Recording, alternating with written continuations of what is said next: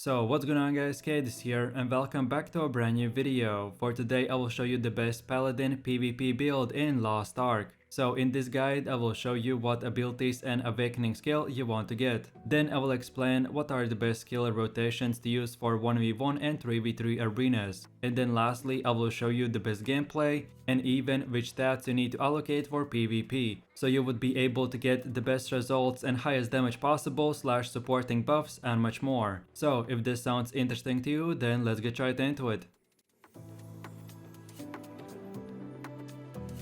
So the Paladin mainly serves as a support class in groups and is a highly requested role for any type of PvP arenas. However, this does not mean that he is incapable of playing solo, because you can choose to amplify your own damage or instead support your team with shields. Where the other support class prevents damage by focusing on high shield uptime, the Paladin tries to prevent damage by using damage reduction skills on allies and much more. So if you are looking for the best support Paladin 1v1 and 3v3 PvP build, then this is the one for you. Okay, so now let's move over to the build itself, and these are the skills you want to have. So for the first ability we have the charge, and we use 10 levels to unlock the excellent mobility, shining protection and ambush attack. Then for the second ability we have the holy protection, and we use 10 more levels to select the quick pace, robust protection and vow of light. Then for the next one we have the God Sent Law, and we use once again 10 levels to unlock the shield, wide angle attack and grace. Then for the fourth ability we have the executor sword, and this time we use just 4 levels to select the excellent mobility. Then for the next one we have the Wrath of God skill, and we use 10 levels to unlock the wide thunderstroke,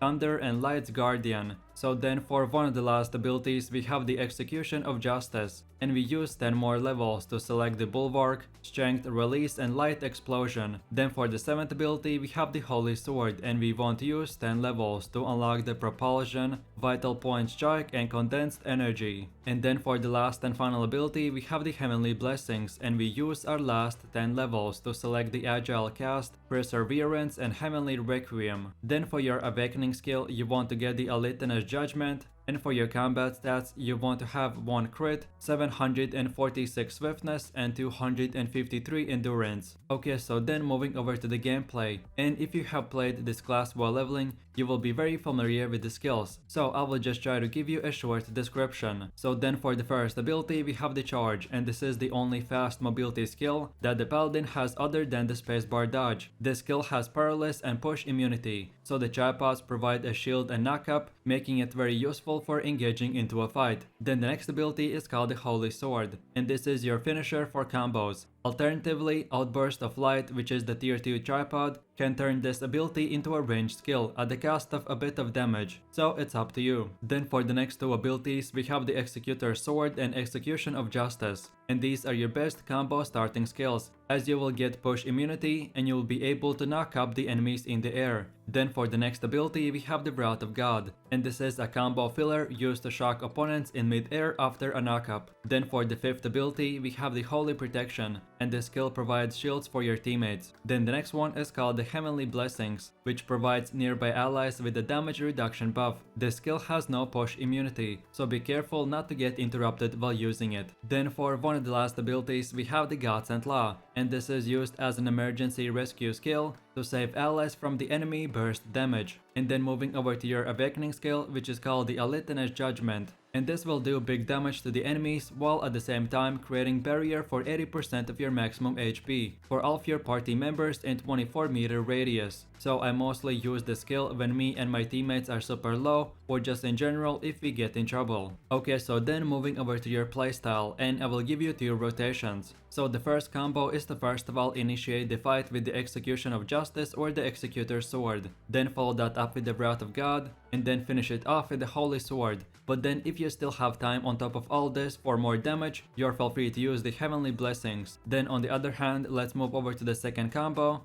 and we want to start the fight with the God Sent Law, then follow that up with the charge, then use the Wrath of God, then Holy Sword, and then finish it off with the Heavenly Blessings. So like any build in PvP, both of these 2 rotations will start with high mobility skills to catch the enemy, then we stagger the target or push them in the air, and then lastly, while the enemy is down or trying to recover, we finish him off with our highest damage skills. So now in my last and final conclusions for this build, I strongly recommend you to stick with your team in order to protect each other, but of course you're feel free to branch off from time to time to look for engagements or openings as well. Then as your support class, keep the track of your allies who have their stand up on their cooldown, or if they're in a crowd control state, so you need to shield them when they get caught by the enemy. Then as well you can precast Heavenly Blessings or Holy Protection skills near allies before engaging into a fight to provide a damage reduction buff. Then on top of all this, remember that your Sacred Executioner, which is your special class skill, is the best PvP identity ability, because it will improve your punishing skills that will drastically increase your overall damage. And then lastly, be careful when engaging with the Paladin, as he lacks mobility and super armor skills. I usually play very close to my teammates, so we can help out each other.